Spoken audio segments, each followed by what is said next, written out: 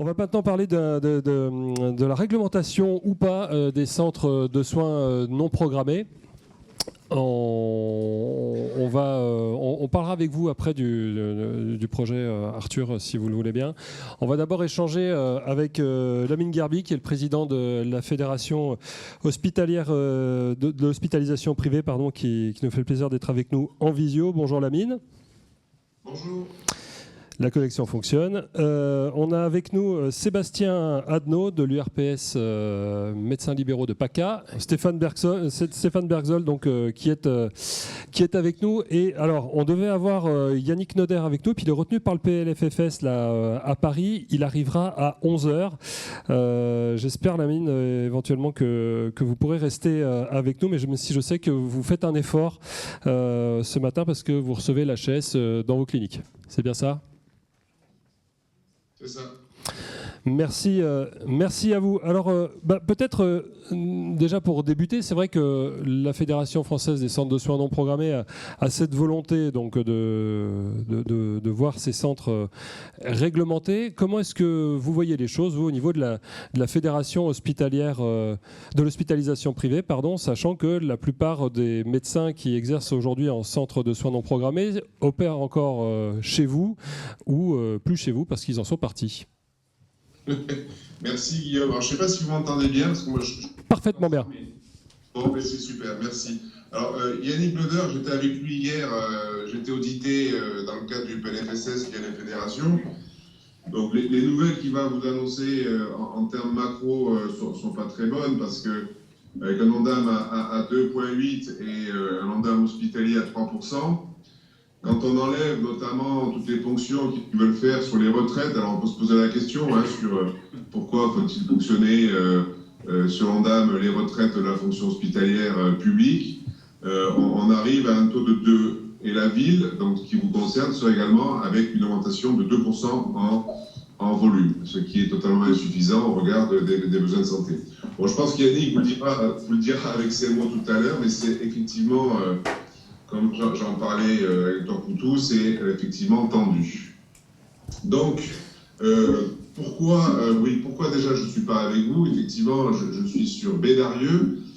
C'est une commune du Nord-Hérault où j'ai la restitution d'une semaine de certification. Donc c'est important pour moi, en qualité de président de groupe, d'être là lorsque l'équipe ont bossé toute une semaine pour cette certification qui est vraiment très lourde à mener, vous le savez. Alors merci de ne pas avoir répondu à ma question, Lamine. Donc J'y arrive. Je sais, puis Guillaume, tu es très vigilant aux questions qu'on pose et qu'on vous pose, et donc je vais y venir de suite. Alors la position sur les centres de soins non programmés. Notre fédération comprend 122 services d'urgence. 122 services d'urgence et c'est à peu près 700 médecins urgentistes. 700, donc c'est un petit nombre.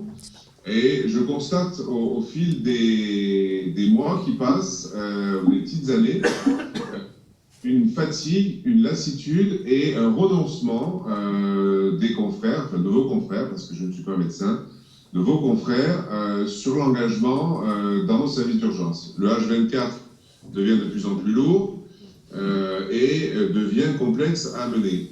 À titre d'exemple, moi, ça fait maintenant, le temps passe 30 ans que je suis dans l'organisation des soins, la planification. J'ai 4 services d'urgence dans mon groupe, 4, tous dans l'Hérault. Jusqu'à il y a quelques mois, je ne m'occupais jamais d'un tableau de garde. Jamais. Jamais. Mes directeurs ne s'occupaient jamais d'un tableau de garde. Aujourd'hui, les tableaux de garde sont faits par les directions d'établissement. Parce que les médecins libéraux se désengagent complètement de la continuité des soins. Continuité des soins et également sur l'organisation des services. C'est-à-dire que c'est pas rare qu'ils nous disent le 20 du mois, il n'y aura personne dans ton service. Tu te débrouilles. Moi, ça me pose des problèmes vis-à-vis de la médecine terrain. Parce que on est en fonctionnement public avec des médecins salariés, auquel cas c'est comme un agent paramédical qu'on organise et planning de garde, soit c'est la médecine libérale qui vous organise. Donc moi, j'ai cette difficulté. Là, ceux qui me disent, les nuits, c'est de plus en plus difficile, on n'y arrive pas, c'est fatigant, ce que je conçois tout à fait. Hein. Je suis, comme j'ai toujours un compte administratif, les nuits, je dors. Sauf quand j'arrive pas à dormir parce que j'ai des difficultés de planning de gare. Donc, je vois apparaître, et c'est l'évolution, des cabinets médicaux, centres de soins programmés, qui offrent des conditions, je dirais, intéressantes en termes de fonctionnement, horaire, et donc j'ai une fuite de médecins vers ces centres-là, et une paupérisation de mes services, à tel point que les ARS nous incitent aujourd'hui à fermer les nuits. Donc on ne serait plus H24, on serait en 12 heures. Moi, je pars du principe, je suis un des artisans de la création des UPATU à l'époque, donc je remonte dans les années 2000, création des UPATU et des SAU. Je me suis battu pour l'H24 parce que ça correspond à un besoin. Aujourd'hui, on nous dit, restez ouvert la journée et pas la nuit. Je ne vois pas, moi, une clinique fermer son service d'urgence la nuit, notamment pour le confort, je dirais, plutôt la sécurité des équipes paramédicales en place. Donc, je suis partagé entre l'évolution inéluctable de ces centres de soins non programmés, qui prennent en charge, je crois, aujourd'hui 1 million de patients, et la disparition ou la paupérisation de mes services d'urgence pour lesquels je me suis battu depuis 30 ans. Donc, Guillaume, voilà, moi, je suis dubitatif sur le maintien ou le statu quo des services d'urgence du privé. Et cette concurrence, parce qu'il faut le dire comme ça, cette concurrence doit trouver une complémentarité et un équilibre. Parce que sinon, vous allez vous développer et nous allons disparaître. Voilà. Moi, je pose les termes clairement sur le maintien des médecins urgentistes H24. Bien sûr, se pose aussi la formation de ces médecins, c'est-à-dire qu'avec la spécialisation, non pas le niveau de formation, mais la spécialisation qui fait que ça devient de plus en plus difficile. Et puis, un jeune qui rentre dans cette carrière-là, s'il sait que toute sa vie, il devra faire que médecin urgentiste, ça décourage beaucoup de confrères. Donc voilà, moi je suis un peu dubitatif, un peu triste de voir que le modèle que j'ai bâti il y a de nombreuses années est en train de rentrer en déliquescence. Il n'y a pas une semaine où en Occitanie, un service d'urgence privé ne ferme pas 1 ou 2 nuits de temps en temps parce qu'il n'y a personne. Je n'ai jamais connu ça jusqu'à il y a 2 ans en arrière. Voilà, là je pense que j'ai répondu à votre question, Guillaume. Oui. Tout à fait. Merci pour avoir été clair et franc. Alors, j'adresse la même question donc au docteur Adnaud de l'URPS Médecins Libéraux PACA. Vous entendez la critique qui est faite là par Lamine Garbi. Est-ce que vous y souscrivez ou est-ce que vous y apportez davantage de nuances ? Merci d'abord pour l'invitation. Donc, moi, je suis secrétaire de l'URPS Médecins Libéraux PACA. Pour savoir qui vous parle, je suis médecin généraliste. Je suis dans une maison de santé pluridisciplinaire. Je suis vice-président d'une CPTS. Et je reviens de Tours où il y avait la fédération des FCPTS, la fédération des CPTS qui faisait ces journées et où on a parlé beaucoup également d'accès aux soins, d'accès aux médecins traitants, etc. Donc merci d'abord Maëva de m'avoir invité pour échanger sur ces sujets qui sont très importants. Nous, en tant que RPS Médecins Libéraux PACA, évidemment, on s'est beaucoup intéressé, on s'est emparé évidemment de toute la question de l'exercice coordonné parce que ce que j'entends depuis que je suis arrivé, c'est déjà une nécessité une volonté de collaboration avec tout l'écosystème qui existe. Et donc, évidemment, quand un nouvel acteur arrive dans un écosystème, ça bouscule un petit peu l'écosystème. Évidemment, l'écosystème de l'hospitalisation privée et des urgences privées a été évoqué. Et il y a aussi l'écosystème de ce qui se passe en ville. Et je voudrais poser quelques éléments de contexte qui me permettra de répondre à votre question. S'il vous plaît. Le contexte, c'est quoi ? C'est la multimorbidité. C'est-à-dire qu'il y a beaucoup de patients malades, polypathologiques, vieillissants, on l'a dit, qui ont besoin d'un médecin traitant et qui ont besoin de soins chroniques et puis aussi de soins aigus. Et puis il y a des patients en bonne santé qui ont de temps en temps, qui tombent, qui se font des traumas, etc. Et donc il y a cette première contrainte. La deuxième contrainte, on l'a évoqué, l'ONDAM qui ne va pas nous aider. Et puis vous avez entendu aussi récemment, ça date de hier, avec une diminution de la prise en charge par l'AMO des consultations qui vont apporter à peu près un reste à charge, et en particulier je pense aux plus précaires et aux plus fragiles, qui va être quasiment de l'ordre de 50%. Et donc ça, c'est aussi à prendre en compte dans la réflexion et dans le modèle économique que vous ébauchez dans vos questions et dans la réflexion est très importante et qui rentre aussi dans ce contexte de réglementation. Donc il y a le contexte épidémiologique, il y a le contexte économique qui est un petit peu délicat, et puis je pense qu'on est dans un moment où il y a une responsabilité vraiment collective, parce qu'on ne peut pas dire tel acteur, c'est à cause de tel acteur qu'il y a un problème. Puisque tous les acteurs, on est sous l'eau. C'est-à-dire que, quel que soit l'acteur, les médecins généralistes traitants, on sait qu'on n'est plus assez. L'hôpital, on sait qu'il est dans le seau aussi. On est sous-équipé, on est sous-payé, on est tous, toutes les structures. Les structures privées aussi souffrent. Donc on doit vraiment jouer collectif là-dessus. Et je pense qu'on n'est pas, donc je commence à répondre à votre question, moi en tout cas, la médecine de ville, a priori, elle n'est pas en opposition au fait qu'un nouvel acteur arrive sur ce terrain de la prise en charge des soins non programmés. Mais qu'est-ce que ça veut dire, la prise en charge des soins non programmés? Moi, je viens de PACA, où on a un phénomène des centres de soins non programmés qui est vraiment exponentiel. Et j'ai entendu dans toutes vos discussions la notion, et moi c'est une notion qui est très importante, je pense, c'est celle des soins non programmés à forte valeur ajoutée.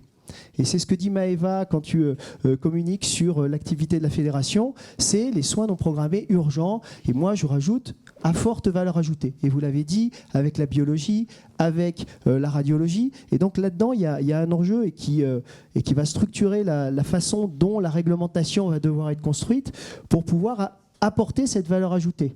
Parce que sinon, sur un plan économique, avec l'ONDAM, la consultation, le reste à charge, etc., on en arrivera, et dans mon secteur en PACA, on arrive à un point où il y a l'accès aux soins. Alors c'est vrai que c'est un mantra qui est porté par tout le monde, et surtout par les politiques.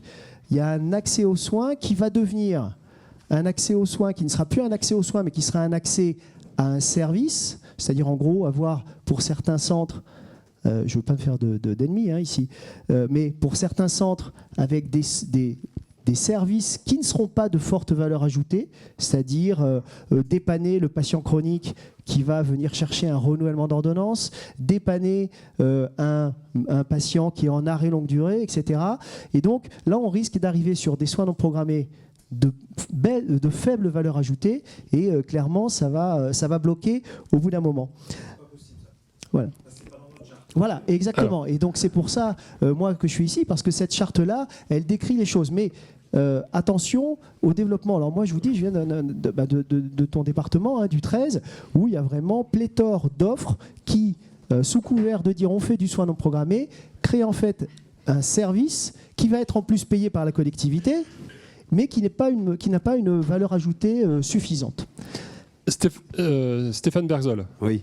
Donc vous avez entendu une oreille plutôt attentive de la part de la médecine de ville, et puis un regard peut-être plus critique de la part de la FHP. Est-ce que vous entendez ce risque de concurrence sur la main-d'œuvre médicale et concurrence également sur l'offre de soins, puisque si on ferme effectivement les urgences la nuit, ça pose aussi un autre problème de santé publique? Oui, déjà merci Monsieur Garbi, merci à vous. Je crois que malheureusement, on est en train de vivre une vraie transformation de l'offre de soins. Donc, qui dit transformation dit mutation relativement lente. Et aujourd'hui, on est très nombreux. L'année dernière, on était moitié moins. Aujourd'hui, l'élan des centres de soins non programmés, il est lancé, il est réel, il est existant. Et je pense qu'on aurait tort, nous tous, de vouloir nous opposer, vouloir dire le responsable, c'est lui. Et malheureusement, c'est un petit peu la tendance que nous, on ressent. C'est-à-dire que clairement, il y a un nouvel opérateur, puisque M. Garbi parfois utilise ce terme, opérateur de soins. On a défini, il y a 2 ans, une charte. On a défini ce que devait être un centre de soins non programmés. Et effectivement, je vous rejoins complètement. On a identifié qu'il fallait qu'il y ait de la valeur ajoutée. D'emblée, c'était ne pas être concurrent des urgences, ne pas être concurrent des médecins généralistes, se positionner pour délester les uns, délester les autres, apporter quelque chose aux patients. Donc moi, je voudrais rappeler ça, je voudrais juste dire, l'idée, c'est pas de tout casser, l'idée, c'est pas de venir à la place d'eux, l'idée, c'est d'offrir un réel service aux patients. Quant au lien avec les urgentistes, je crois que malheureusement, le paysage de l'offre de soins de médecine d'urgence en France doit être réécrit, redéfini. Vous avez parlé des UPATU il y a 20 ans, je l'ai connu aussi, j'étais très jeune, mais je crois que ce modèle est passé, ce modèle est terminé, simplement par la démographie médicale. On n'est plus assez de médecins, on ne peut plus offrir tout ce qu'on a offert à un moment donné. Deuxième enjeu, l'intelligence artificielle. Troisième enjeu, la délégation de tâches. Donc j'entends ce que vous dites de dire il faut garder les services H24 et tout, mais est-ce encore raisonnable? J'en suis pas convaincu.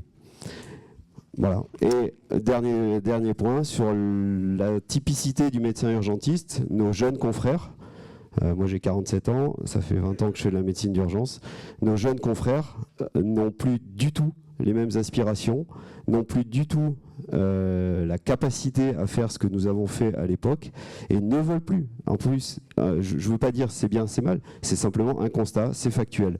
Donc, faut-il poursuivre un modèle ancien, passé? Je ne crois pas. Voilà. Donc on ferme les urgences la nuit, c'est ça C'est pas ce que je dis. J'ai dit il faut redéfinir. Parce qu'un service d'urgence, le dernier point, je rajoute encore un point, un service d'urgence, ça nécessite une très haute technicité. Ça nécessite beaucoup de ressources humaines. Ça nécessite un scanner H24. Ça nécessite beaucoup de choses. Ça nécessite un bloc H24. J'exerce encore en clinique. Opérer la nuit, c'est très compliqué. Voilà. Alors, Lamine Gharbi, donc, on entend que voilà, vous êtes un hébergeur, donc vous accueillez à la fois les médecins et puis les patients. Il y a des coûts de structure. Vous pouvez vous permettre, vous, de vous passer d'un service d'urgence? Est-ce que ça équilibrait l'usage de vos blocs ou pas? Alors, comment répondre? Les urgences hospitalières, c'est 50 000 urgences jour. 50 000. On n'arrive pas à les traiter, public-privé. On en prend 15%. On n'arrive pas à les traiter. La médecine libérale, c'est 2 millions de consultations jour. 1 million la médecine générale, 1 million la médecine spécialisée. 2 millions. Donc moi, ce qui me désole, c'est qu'on n'arrive pas à prendre 50 000 patients jour. Public-privé, hein, je mets tout le monde dans le même sac.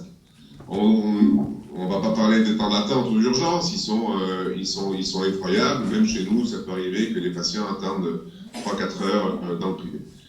Donc on n'est pas foutu d'avoir une organisation. Voilà, je le dis clairement, on n'est pas foutu d'avoir une bonne organisation et que les urgences soient débordées, malgré le coût et les moyens, on n'en a pas parlé, le coût des urgences publiques et privées par rapport au centre de soins non programmés, ça n'a rien à voir. Je veux dire, c'est monstrueux. Alors, ce que vous disiez, l'évolution, effectivement, il n'y a que les saumons qui remontent la rivière, et c'est pour se faire bouffer par les ours quand ils sont remontés au sommet de la colline. Donc, je ne vais pas refaire le chemin qui a été mené depuis 30 ans, mais pour une clinique MCO, d'avoir un service d'urgence, bon, d'avoir la radiologie, la biologie H24, c'est pas une difficulté, parce que maintenant, les radiologues, la difficulté, c'est l'échographie, il faut dire les choses, c'est l'échographie. C'est pas le scanner ou l'IRM, parce que le radiologue, il peut être de garde sur plusieurs cliniques en même temps, et outre la pénibilité évidente, hein, il n'a pas à se déplacer. Par contre, si je ferme la nuit, qui va souffrir? C'est les confrères chirurgiens, les confrères anesthésistes, les confrères spécialistes, qui vont se retrouver, comme j'ai connu, alors je suis désolé, ça fait très con de dire ça, mais au moins d'avoir un peu d'ancienneté, ça permet de comparer. Moi, j'ai connu l'époque où c'était le chirurgien qui venait faire la suture, le plâtre, le week-end et le soir. À 4 h du matin, il ne faut pas exagérer. Et qui venait. Quand il y a eu ces médecins, quand on a pu se structurer en centre de soins non programmés, au départ, nos services d'urgence, c'était des centres de soins non programmés, c'est-à-dire qu'on avait pris des médecins, excusez-moi, c'est un peu péjoratif de dire on avait pris des médecins, on s'était attaché le service de médecins qui étaient dans nos établissements sans aucune réglementation. C'était avant les UPATOU. Et ça a commencé comme ça. Et aujourd'hui, ce que je vois se développer, alors c'est le chemin de l'histoire, il faudra s'adapter. Si je ne m'adapte pas, je vais disparaître. C'est les centres de soins non programmés en dehors de nos murs. Et vous avez commencé dans nos murs. Vous avez commencé l'histoire dans nos murs. J'étais un des artisans, parce que si l'Occitanie, anciennement Languedoc-Roussillon, on a le tiers des services privés qui sont en Occitanie. C'est parce que la fédération que je présidais à l'époque régionale s'était investie là-dedans. C'est mon combat, les urgences, enfin mon combat. J'en ai plusieurs combats, mais c'est ma passion plutôt, ma passion. Donc, vous êtes venus dans nos établissements, vous avez créé des centres de soins non programmés, on les a labellisés services d'urgence, et aujourd'hui, vous en sortez. Pour des questions que j'entends. La pénibilité de nuit, c'est effroyable. Et je le dis en toute bienveillance, je ne travaille pas la nuit. Donc, vous allez dire de quoi tu te mêles. Tu n'as jamais fait une nuit. Non, c'est vrai que je n'ai jamais fait une nuit. Je veux dire, sauf quand il y a un problème. Mais si nous, on ferme la nuit dans le service d'urgence, c'est la chaîne du soin et la qualité des soins qui va en pâtir. Donc moi, je me refuse, mais jusqu'à quand? Je ne sais pas. Jusqu'à quand? Je ne sais pas. Mais je me refuse, moi, à tiquer. Voilà. Alors, est-ce qu'il faut peut-être déroger? Déroger, parce que moi, je le dis sans aucun tabou. Moi, je suis pharmacien. Aujourd'hui, pour être pharmacien dans une PUI, il faut être Bac plus 10. D'accord? Il faut avoir passé l'internat, Bac plus 10. Ça n'a aucun sens. Aucun sens. Un docteur en pharmacie pour une PUI de MCO, de SMR ou de psy, ça suffit largement. Est-ce qu'il ne faudrait pas, peut-être, revoir la qualification des médecins dans le service d'urgence et avoir des médecins, donc bien sûr des docteurs en médecine, mais pas forcément urgentistes, qui aient une appétence, une compétence sur les urgences, parce qu'on n'en trouve plus. Et moi, je le dis, quand j'ai plus de médecins dans mon service d'urgence, je dirais qualifiés, etc., ce que vous voulez, la CAMU ou la qualification d'internat ou du DES, ben, je prends un médecin qui a une appétence pour les urgences. Et je déroge. Xavier Poble. Xavier Poble. Mon DG d'ARS, écoute, je te maintiens mon service ouvert plutôt que de fermer. C'est comme si j'ai pas d'infirmière dans mon service, enfin, si je dois avoir, 2 infirmières dans mon service et que j'en ai plus qu'une, je mets une aide-soignante et je ferme pas. Donc on fait aussi, il faut l'entendre, on doit aussi composer avec la dérogation et la réglementation. Moi je me refuserai toujours, si vous voulez, parce qu'il y a une nouvelle offre de soins qui arrive sur le territoire et il ne faut pas être plus con que la moyenne. Si elle marche, c'est qu'il y a un intérêt. C'est qu'il y a un intérêt pour les patients, parce que c'est des délais d'attente beaucoup plus restreints, et pour vous, médecins, avec une organisation de travail qui est plus souple et plus fluide. Voilà. Donc si moi je ne m'adapte pas à vous, je suis mort. Voilà. Je suis très factuel. Bonjour. Xavier Poble, Oui. trésorier de la Fédération française des centres de soins non programmés. Oui, bonjour. Je me permets de vous répondre parce qu'en fait, je pense qu'il y a une confusion sur notre discussion. Moi, je suis exactement l'exemple de tout ce que vous venez de dire, mais à l'inverse. Je n'ai pas quitté un service d'urgence privé, j'ai quitté un service d'urgence public. Je n'ai jamais travaillé dans une clinique privée. Par contre, j'ai créé un centre de soins non programmés parce que les urgences de la clinique privée que j'ai repris étaient fermées par l'ARS. Donc, nous avons créé un centre de soins non programmés pour sauver les urgences d'une clinique privée, au sein d'une clinique privée. Et par la création de ce service, nous avons non seulement sauvé la clinique, mais redoré et relancé tout le dynamisme de la clinique privée en question. Alors peut-être que Lamine Gerbi connaît cette clinique en question, peut-être vous pouvez donner son nom. C'est pas le sujet, mais c'est un exemple. Non, mais ça lui permettra de mettre le contexte. C'est pas le nom qui m'intéresse, c'est pourquoi le service d'urgence de la clinique a fermé. Parce que justement, il n'était plus aux normes et qu'il était dangereux pour les patients. plus aux normes, c'est-à-dire qu'ils n'avaient pas le nombre de médecins nécessaires. Non, c'est que les médecins qui exerçaient n'étaient pas des médecins urgentistes, qu'ils n'arrivaient plus à remplir leur tableau de garde avec des médecins pertinents, qu'ils n'arrivaient pas à tenir leur garde de leur H24, et que, in fine, après plusieurs, on va dire, signaux d'alerte, l'ARS a fini par décider de dire il faut fermer ce service-là, vous perdez votre accréditation de service d'urgence.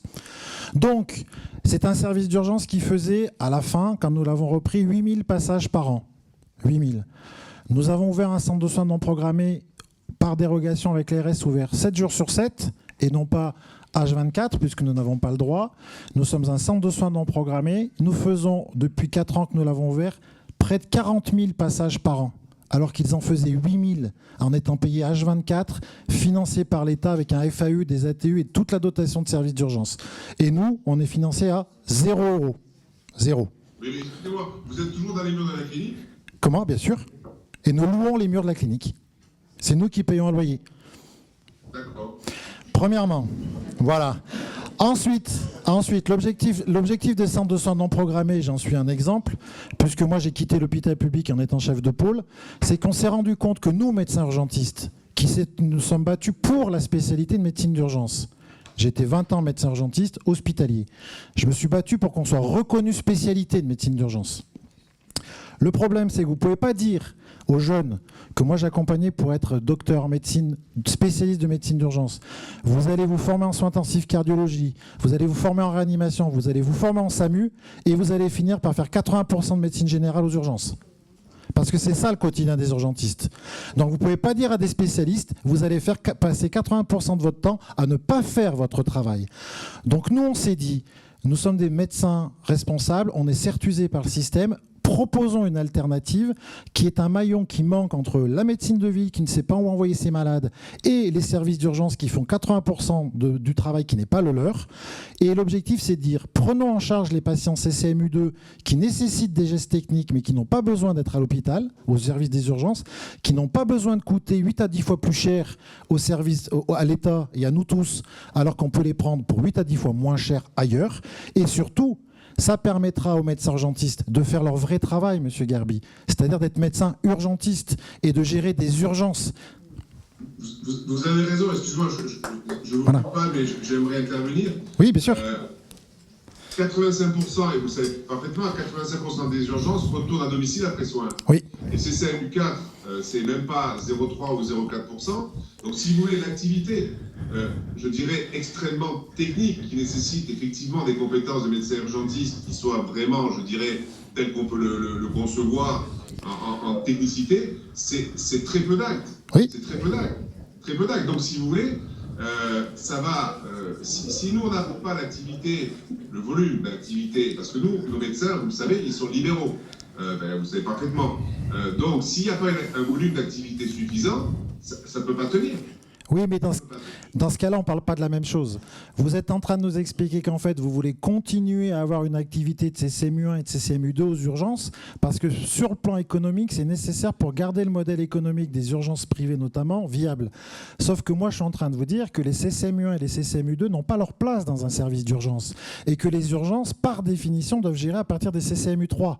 Et que justement, si vous recentrez les urgences sur leur vraie mission, ça coûtera moins cher à la société de manière générale, parce que vous ne pourrez pas continuer à expliquer qu'un CCMU2, il va coûter 10 fois plus cher dans un service d'urgence avec le FAU et l'ATU que être pris en charge par la médecine libérale de ville.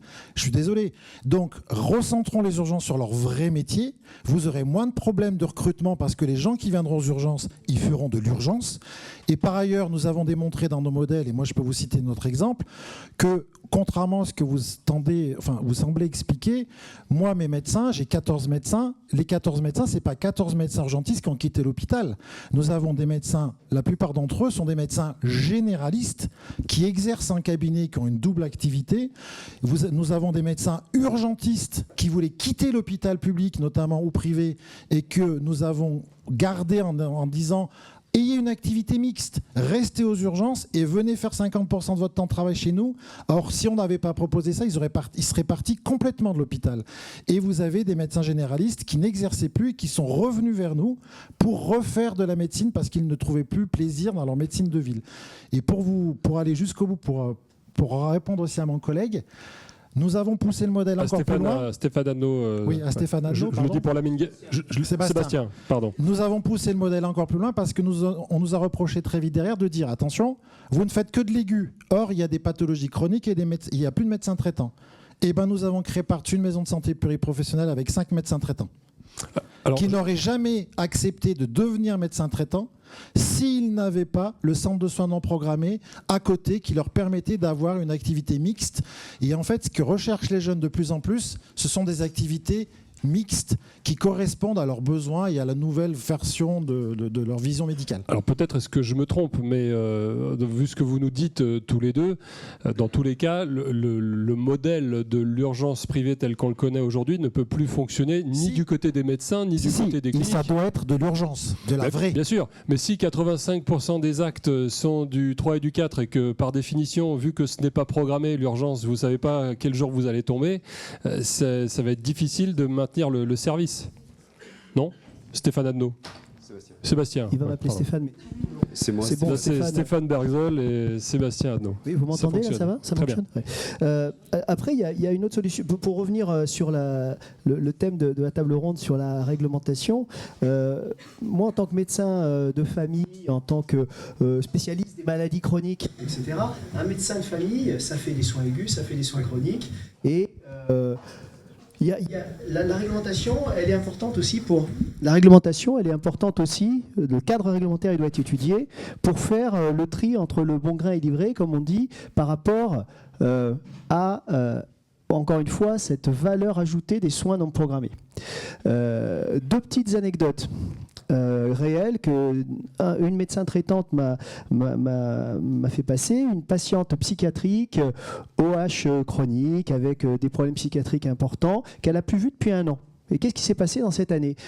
Cette dame est allée dans un centre étiqueté centre de soins non programmés et puis elle s'est dit c'est plus facile d'avoir un rendez-vous et donc je vais aller faire mon renouvellement de traitement psychiatrique à ce centre qui est pas loin de chez moi, qui est etc.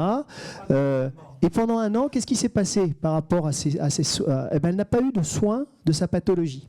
C'est-à-dire qu'il faut faire très attention et le cadre réglementaire il est là parce que je vois que vous avez un modèle vertueux que vous voulez défendre avec cette haute valeur ajoutée, mais très clairement, il faut vous débarrasser des centres qui vont faire du soin non programmé de mauvaise qualité avec des patients qui ne seront plus suivis au niveau chronique. Donc un patient psychiatrique, il a besoin de voir son médecin traitant et de voir son médecin psychiatre. Et il n'a pas besoin simplement des médicaments. Donc ça, c'est vraiment le point important. Deuxième point sur la réglementation qui me paraît important. S'il y a une professionnalisation des soins non programmés, qu'est-ce qui risque de se passer ? Les jeunes générations qui ont beaucoup d'appétence, puisqu'on le voit pour cette activité de soins non programmés, etc. En tout cas, on le voit dans le 13.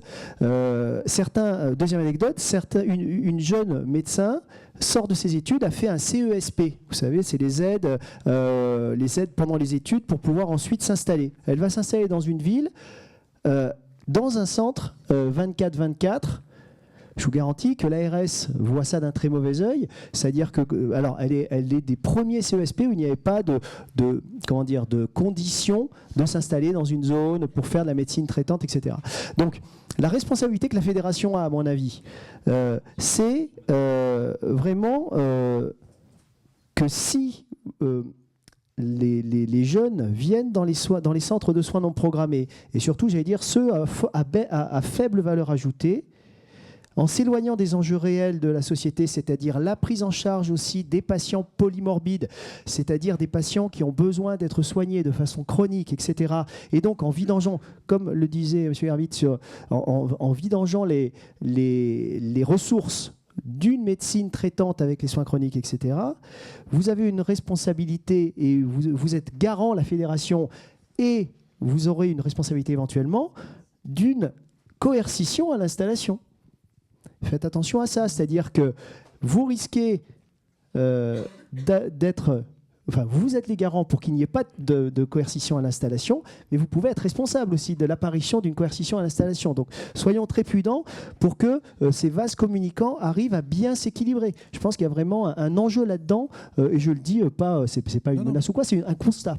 Moi, je vais vous répondre tout de suite parce que cette question-là, moi, j'aimerais qu'elle soit posée aussi pour d'autres modèles. Parce que nous, ça, on en est conscient pleinement. C'est pour ça qu'on a mis en place une charte qui se veut la plus éthique possible et surtout qui nous protège de tout ça, parce que c'est exactement ce que vous expliquez, ce qu'on ne veut pas au niveau de la fédération. Et si on veut une réglementation, c'est justement pour, comme vous l'avez dit très bien, faire le tri entre le grain et l'ivraie, entre les bons centres de soins non programmés et on va dire et les mauvais centres de soins non programmés, puisqu'à l'instant où on se parle, tout le monde peut s'appeler centre de soins non programmés. Ok, on est tout à fait d'accord avec ça. Par contre, moi, ce qui m'interroge, c'est que surgit un modèle qui se développe de plus en plus de médecins généralistes, de jeunes médecins généralistes qui refusent de s'installer, qui refusent de faire des urgences privées, qui refusent de faire de la médecine privée générale en service, qui refusent même de venir en centre de soins non programmés, mais qui vont dans ce qu'on appelle des maisons médicales de jour, créées par les hôpitaux publics, pour gérer le CCMU1 en mode libéral, dans des locaux publics, payés par l'argent public, avec une triple facturation. Facturation de passage IOA, coût de réorientation, plus derrière une facturation par l'hôpital de la consultation libérale, rétrocédée aux médecins généralistes. Qu'est-ce que vous en pensez, M. Garbi, de ce fonctionnement? Et qu'est-ce que vous en pensez, vous, à l'URPS, de ce fonctionnement? Parce que ces jeunes médecins, ils ne s'installent plus et ils ne sont plus remplaçants en ville non plus. Ils ne font que ça. Je vais éviter de parler des dérives de la fonction publique hospitalière, parce que je ne suis pas un représentant des hôpitaux publics, ils ont assez de soucis. Par contre, en termes de coûts, ce serait bien qu'on parle de coûts, parce que, oui, si vous voulez, moi, entre la dotation, si vous voulez, par passage, j'ai à peu près 40 € de financement de structure, j'ai 20 € de passage et 50 € d'honoraires médecin. Donc je suis à peu près à 110 € par passage. Ça, c'est un coût qui est certain, mais c'est un coût tout compris et qui est bordé parce qu'avant, vous savez, il y avait des paliers, maintenant on a une dotation qui est fermée. Donc le coût n'est pas forcément très très excessif au regard, je dirais, des moyens mis en place en face. Nous, le coût moyen, je peux vous répondre tout de suite, le coût moyen d'un passage dans un centre de soins non programmé, vraiment tout compris, des petites facturations à 26,50 jusqu'aux grosses facturations pour des sutures, le coût moyen, il est de 45 €. Alors, moi, je m'interroge, et vu qu'on est dans un langage vérité cash, oui. Où est votre modèle économique? Tout simplement, on n'a pas d'administration, non. L'humanisme, Lamine Garbi, l'humanisme. Voilà. Moi, je suis l'assurance maladie. Si vous arrivez à gérer avec vos honoraires ce que moi, je n'arrive pas à faire avec des dotations, vous avez trop d'honoraires. Monsieur Garbi, je vais vous donner un autre exemple. Nous sommes encadrés, notre centre de soins non programmé est encadré de 2 services d'urgence privés, de 2 groupes différents, Elsan et Ramsey, H24. Pour la même année, l'année dernière, le groupe Ramsey, 27 000 passages par an, le groupe Elsan, 25 000, et nous 38. Vous voyez ? Vous devriez racheter Elsan et Ramsey. Sans façon. Sans façon. Sébastien Adno. En parlant de... Oui, nous on vous entend. Ouais. En parlant de modèle économique, il y a aussi des situations qui interrogent. C'est-à-dire que, et ça peut être aussi un écueil qui peut être évité par une réglementation intelligente sur les centres de soins non programmés. On a certains médecins entrepreneurs qui parfois sont gérants. Dans le 13, on a des médecins entrepreneurs qui ont des centres de soins non programmés et qui sont gérants d'une vingtaine de sociétés. Je veux dire, à ce moment-là, dans le montage économique et dans le modèle économique, c'est quand même un petit peu surprenant. Et on peut se dire où s'arrête la médecine et où commence l'industrie. Sauf que quand on s'industrialise, ça ouvre aussi la voie à la financiarisation. Et c'est un sujet qui est d'actualité, hein. On le sait, malheureusement, les laboratoires de biologie médicale ont subi de plein fouet cette financiarisation. La radiologie est en train, bon gré mal gré, de subir aussi une financiarisation. Et donc, attention que, voilà, donc dans votre charte éthique, c'est écrit aussi à l'article 2, donc c'est bien, parce que clairement, ça ouvre la voie à la financiarisation et ça pose certains problèmes qui s'ajoutent, toujours pareil, je vous le rappelle, accès aux soins, 50% de reste à charge et population précaire loin des soins. Juste un petit renseignement sur les téléconsultations aussi, alors qui sont un petit peu connexes de ça, mais qui ne font pas partie du problème. Les téléconsultations, vous savez qu'elles soignent en gros les gens CSP+, jeunes et qui ne sont pas malades. Voilà. Voilà. Et qui, voilà. Oui, juste un mot là, sur la financiarisation, parce qu'on ne la subit pas. Hein. elle n'est pas subie, elle est recherchée. Faut pas non plus se dire que ça nous tombe sur le coin du nez et que c'est un drame. Non. Attendez, la biologie post-Covid, elle s'est financiarisée par des comptes pension. Les cliniques, ça fait 30 ans. La radiothérapie, c'est aujourd'hui. La radiologie, c'est aujourd'hui. Non, attendez, c'est pas suivi, c'est recherché par les acteurs. La pharmacie aussi, oui. Se dire, voilà, attendez, c'est un Covid-2 qui nous tombe sur le nez, la financiarisation arrive. Ah non, là, je suis pas d'accord. Maëva Delaveau, Moi, présidente de la Fédération des soins de non programmés, qui a une petite extinction de voix, donc j'espère que vous l'entendrez bien, Lamine Garbi. moi, je vous rejoins pas trop. On l'a subi, en fait. Là, ici, on représente tous des centres de soins non programmés relativement différents. Donc, centres de soins non programmés, on vous le rappelle encore une fois, hein, pour l'instant, ça n'existe pas. C'est bien l'objet de l'enjeu de la fédération, de créer un cahier des charges pour définir ce qu'est un centre de soins non programmé. Et pour nous, un centre de soins non programmé n'est pas un cabinet de consultation non programmé. Ça n'a rien à voir. Voilà. C'est vraiment pas le même type de patient qui est pris en charge. La deuxième chose que je voulais dire, c'est qu'en termes de modèle économique, il y a aussi des petites structures. Hein. Moi, c'est mon cas. Je vois à peu près 15 000 patients par an. Je ne suis pas adossée à un établissement de santé. Donc, on est des structures qui avons quand même des charges beaucoup plus élevées qu'un cabinet de consultation parce qu'on a besoin de locaux plus grands pour pouvoir prendre en charge plusieurs patients en même temps, parce qu'on a des patients qui vont rester 2 heures, 3 heures, qu'on va perfuser, qu'on va surveiller pour ne pas les envoyer sur les urgences. On a effectivement besoin des fois de plomber des salles pour y mettre de la radio. On a besoin de payer une secrétaire. Et donc en fait, nous, on avait calculé, donc l'année dernière, j'avais fait un petit sondage auprès de quelques centres de la fédération et on était arrivé à un coût moyen de passage de 37 €. Dans ces 37 €, il y a la consultation du médecin, il y a les actes infirmiers, puisque les infirmiers, ils sont libéraux aussi. Et donc, avec 37 €, on paye un loyer, de l'électricité, une secrétaire. Moi, j'ai un petit centre, j'ai 9 000 € de charges mensuelles incompressibles. Voilà. Et donc, en fait, le modèle économique, il est fragile. Là, avec la nouvelle convention, donc ceux qui sont ouverts les soirs et week-ends, ce n'est pas le cas de tout le monde, mais ils vont perdre énormément. On ne va plus pouvoir coter, valoriser les prises en charge techniques avec des patients qu'on va perfuser, qu'on va surveiller pour 30 €, parce que la consultation sera miracle, m'a dit l'assurance maladie, oui, mais ce sera 30 €. Très bien, ce sera 30 €. Et donc, en fait, non, la financiarisation, on va la subir, c'est-à-dire que ne vont finalement rester que les modèles avec les modèles économiques, ceux dont parle Sébastien, qui déploient des vingtaines de centres qui disent bah oui, bah c'est bon, tout est clé en main, mais on va énormément perdre en qualité de soins. Et là, on ne parle pas de qualité, mais si on veut garder une qualité de soins et pouvoir faire ces prises en charge, il faut que le modèle économique soit solide. Et pour que le modèle économique soit solide, il faut définir ce qu'est un centre de soins non programmés.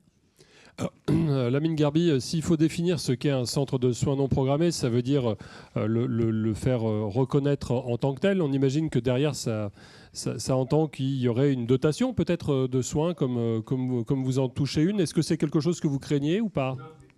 L'évolution attendue par certains, alors je parle comme dans un livre, l'évolution attendue par certains, c'est de recréer des établissements de santé à la main des médecins, si vous voulez, avec des petits actes de chirurgie ambulatoire, la gastroscopie, la cataracte, des actes qui sont, je dirais, facilement codifiables en ambulatoire, et de recréer une seconde hospitalisation privée, le retour en arrière. Parce que les centres de soins non programmés, je les ai créés il y a 30 ans. Le médecin qui parlait avec qui j'échange et qui a 47 ans était encore étudiant. Donc oui, il n'a pas connu, c'est normal, ça fait partie de la vie. Mais j'ai créé, si vous voulez, moi, ces centres de soins non programmés, ils étaient financés par le FACS, le Fonds d'aide à la qualité des soins de ville. Vous vous rendez compte, c'était le siècle dernier. Le FACS a disparu avec le Minitel, Lamine Garbi. Hein. Oui, avec le Minitel, c'est ça, voilà. Mais j'ai connu aussi le Minitel, pour vous donner un ordre d'idée de mon âge. J'ai connu le Minitel. Donc, vous voulez, l'évolution, c'est peut-être la réappropriation des médecins de leur outil de travail. Ce que je comprends. Mais la financiarisation, docteur, c'est pas l'équilibre économique. La financiarisation, c'est l'arrivée des fonds de pension sur une activité pour la structurer, investir et la rendre, je dirais, opérationnelle et rentable. C'est ça la financiarisation. Sinon, c'est de la gestion. La gestion. Là, vous me parlez de gestion d'un modèle économique. Effectivement, la CNAM a une mesure punitive, c'est-à-dire qu'elle réduit les majorations. Donc, qu'est-ce qui va se passer? Il va y avoir un reste à charge pour les patients, parce que vous allez continuer à prendre des patients le soir, vous n'allez pas arrêter. Donc il y aura un reste à charge. Alors on ne va pas rentrer dans le débat, la médecine à deux vitesses, parce que là c'est totalement stupide, vu l'heure et vu le thème de la table ronde, mais c'est une évolution. Voilà. Moi ce que je regrette, c'est que l'énergie qui est mise, alors pour cet exemple de 40 000 qui fait rêver, 40 000 passages, ça me fait rêver, moi à Saint-Jean, Montpellier, j'en fais 35 000, je suis content. Si je pourrais en faire 50 000, je les ferai. Mais ça fait rêver. Et je me dis, l'énergie que vous mettez pour créer un centre qui n'a pas de reconnaissance officielle aujourd'hui, je me dis peut-être qu'on a loupé un truc ensemble. Voilà, on a peut-être loupé un truc ensemble. Peut-être. C'est une réflexion qui vient. Vous savez, moi, je suis là pour organiser et essayer de faire en sorte que l'évolution de la santé privée évolue et qu'on ne soit pas contingenté à faire que de la chirurgie réglée. Moi, mes axes de développement depuis toujours, c'est la médecine gériatrique. Et donc, les urgences, ça en fait partie parce que ça m'amène. Là aussi, il faut se poser la question. Notre taux d'hospitalisation dans le privé, c'est maximum 10%, dans le public, c'est 20%. Là aussi, il faut se poser la question. Parce qu'on n'est peut-être pas toujours non plus vertueux à prendre papy, mamie qui sont en situation sociale difficile. Et que ça va sur l'hôpital, qui lui a toujours la lumière allumée, quoi qu'on dise. Et je ne suis pas l'ardent défenseur de l'hôpital public, vous le savez, dans mes tribunes, je ne cesse de dénoncer la gabegie de l'hôpital public. Mais je reconnais qu'ils sont là tout le temps. Ils sont là tout le temps.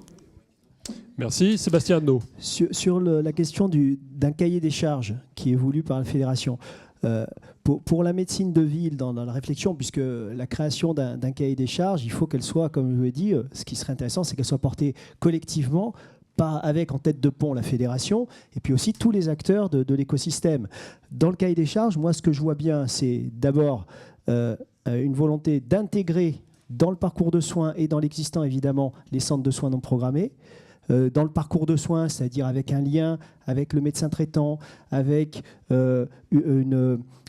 toujours pareil, alors comment la mettre dans le cahier des charges, cette valeur ajoutée de l'acte de soins non programmés pour ne pas nuire au parcours de soins du patient, ça c'est le point important. Deuxièmement, un financement, évidemment, il faut un financement sans doute à négocier, alors voir s'il y a de l'argent ou pas, parce que ce qu'on voit apparaître maintenant, c'est que certains centres de soins non programmés se tournent vers les instances pour demander des financements de maisons de santé, de maisons médicales de garde, etc. Des choses qui ne sont pas construites pour ces centres, et c'est souvent des centres, excusez-moi, mais encore une fois, avec des soins non programmés de faible valeur ajoutée. Je pense qu'il faut vraiment qu'on soit tous sur un mantra qui est simple, c'est-à-dire le bon soin au bon moment par le bon professionnel et au bon coût. En ce moment, c'est quelque chose, ça peut être un truisme ou du moins une évidence, mais en tout cas, je pense que ça doit guider la création d'un cahier des charges. Et puis, l'existence, c'est quoi aussi? C'est le service d'accès aux soins, c'est la régulation, puisque vous savez que dans le cadre du SAS, on sait que 50% des gens qui appellent le SAS auront un conseil médical et ça n'ira pas vers une consommation de soins. Et donc après, il y aura un trier.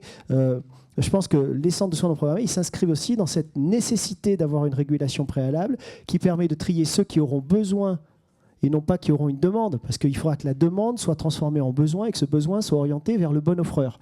Et donc c'est sûr, un bras cassé, il faut qu'il vienne dans vos centres. Un renouvellement d'ordonnance d'un patient chronique. Vous parlez des patients, pas des médecins, là. Ah oui, je parle des patients, des vrais bras cassés. Des vrais bras cassés.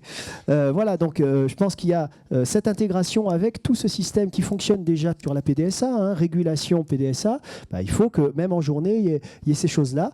Voilà, donc un peu les pistes en tout cas de ce qui peut être intéressant. Et pour que y ait cette intégration et qu'il y ait, et encore une fois, qu'il n'y ait pas cette notion de concurrence ou de lutte qui est quelque chose de stérile. Il n'y a pas de concurrence, il y a juste une bonne articulation à trouver et au bénéfice de ces patients. Et en particulier, je dis encore une fois, les patients chroniques qui en plus ont souvent tendance à accumuler les inégalités sociales de santé, c'est-à-dire les patients chroniques qui n'ont pas un rond et qui auront donc, si ça passe, un reste à charge à 50%. Donc voilà, je pense que tout ça doit être intégré dans un cahier des charges.